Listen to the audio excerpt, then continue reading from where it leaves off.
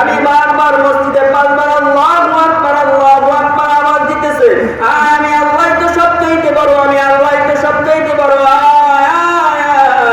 আমার আল্লাহর দরবারে সিজদাতে কানটা পড়ে কর না ভাই, তোমার ভিতর তাকওয়া নাই, এর জন্য তুমি আসতে পারো না। আমার আল্লাহ তো সব জায়গায় বড়, আমার আল্লাহ তো সবকিছু করতে পরিপূর্ণ ক্ষমতাবান। তারপর বুঝি বান্দা তুমি না পারো আমার মালিককে বড় না স্বীকার করে দুনিয়ার কাছে ব্যস্ত থাকো, নামাজ পড়ো, আমার মালিকের হুকুম অমান্য করো। বলো বান্দা তুমি কি নিয়ে কিয়ামতের ময়দানে দাঁড়াইবা? সেই বান্দা 5 ওয়াক্ত নামাজ পড়েছে, রোজা রাখছে, সত্য কথা বলছে, মালিকের হুকুম মানছে, আল্লাহর দরবারে দাঁড়ানোর পরে যদি বলে আল্লাহ বান্দা তোর আমলনামায় এই গুনাহগুলো দেখ, বলবে আল্লাহ যত সম্ভব চেষ্টা করেছি আল্লাহ, নামাজ ছাড়ি নাই। আমার আল্লাহ বলবে হ্যাঁ বান্দা তুই সত্য বলছো, তুই চেষ্টা করছো, আজ তোর অন্তরের কারণে, তোর ইখলাসের কারণে আমি তোকে মাফ করে দিলাম। যা বান্দা তুই দুনিয়া থেকে কষ্ট করে আসছো, আর তোরে কষ্ট করতে হবে না, আজ তুই যা যা যা তুই জান্নাতের দিক চলিয়ে যা।